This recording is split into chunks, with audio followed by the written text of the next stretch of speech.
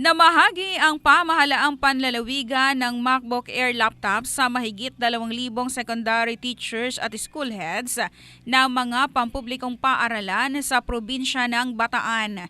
Ito ay gagamitin ng mga guro at punong guro sa kanilang trabaho at sa pagpapatupad ng programa sa paggamit ng Zepto Learning Management System na layong magkaroon ng access ang mga mag-aaral sa learning materials na ginagamit ng mga guro kahit sila ay nasa kanilang sariling bahay at malinang ang pagiging self-learner ng mga mag-aaral.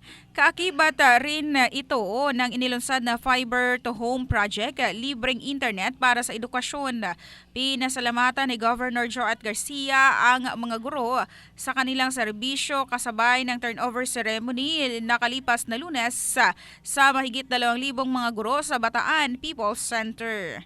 Yan ang report atin ng Driveback Plus Herbal Capsule, lalaking laging umaangat in the heart of changing lives. Ito sa Brigada John Bayot ng Brigada News from Philippines, the Music and News Authority.